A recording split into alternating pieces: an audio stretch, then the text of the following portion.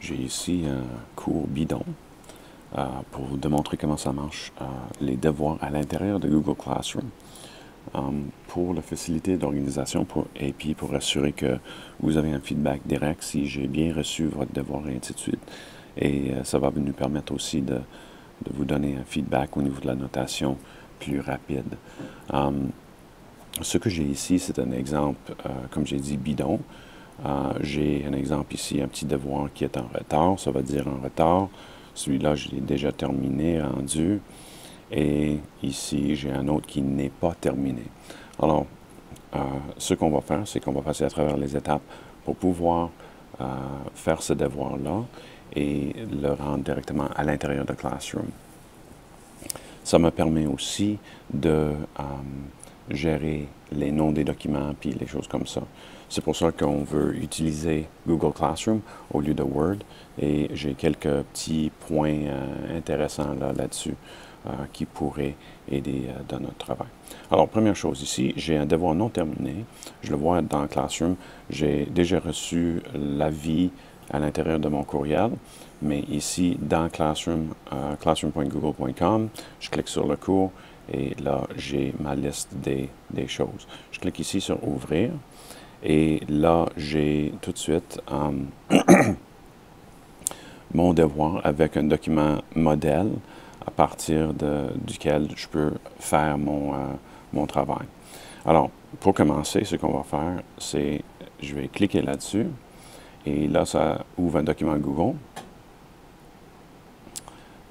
Et puis, j'ai des questions à répondre, par exemple. Ici, dans le titre du document, copie de template, puis tout ça, ce qu'on va faire, je vais ôter la partie copie. C'est un glitch qui existe dans Classroom. J'ai déjà soumis un bug là-dessus. Mais ce que vous allez remarquer, c'est que ça donne le titre du devoir. Mettons, en psychologie, ça serait psychologie devoir 9.3, quelque chose comme ça. Et puis, ton nom ici. Comme vous voyez, c'est un nom bidon que j'utilise pour les besoins de démonstration. Alors ici, maintenant, moi, j'ai une copie comme élève, CCC Prof, c'est un élève dans le cours bidon. Et là, je peux répondre directement à l'intérieur de mon document, répondre aux questions. Ils sont partis en vacances. Et la réponse, bien sûr, qu'on n'a pas besoin d'un film comme ça, mais ça ne les empêche pas. Voilà. Alors là, première chose que vous allez remarquer, c'est ici, j'ai un nouveau bouton qui s'appelle Remettre. Et directement, sans retourner ici dans le devoir comme tel, je peux remettre ma copie directement comme ça. Et c'est marqué de mon côté que c'est soumis. Alors, là, juste pour l'instant, je vais montrer ici. Là, j'ai devoir numéro 3. J'ai 0 de fait et 1 de non fait. Moi, je peux voir le statut de vos travaux à ce niveau-là. Et ici, là, je vais remettre le devoir. Il va ouvrir dans Classroom. Est-ce que tu es certain de rendre le devoir? Oui.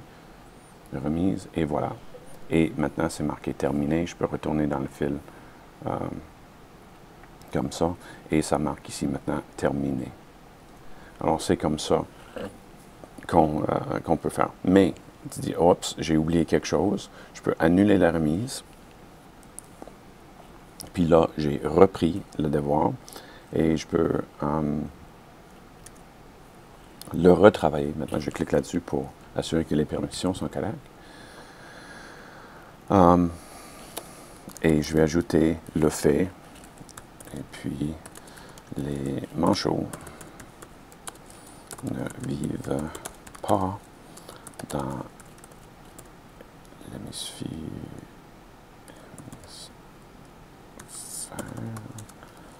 Oups, sans accent. Non.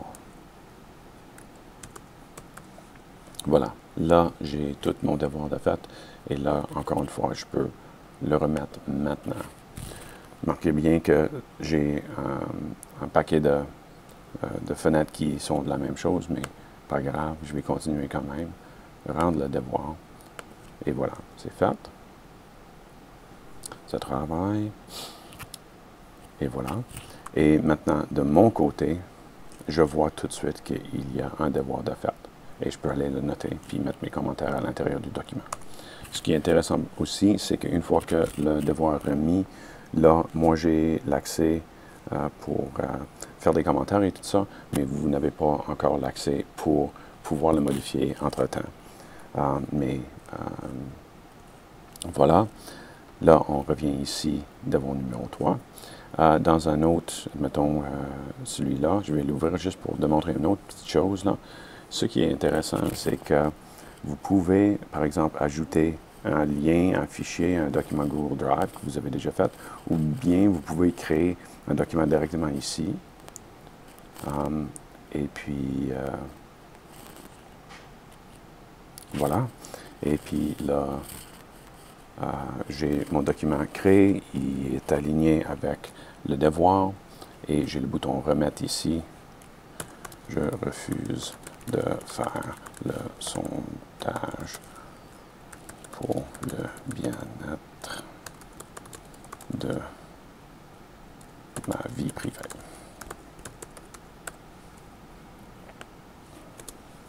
Voilà.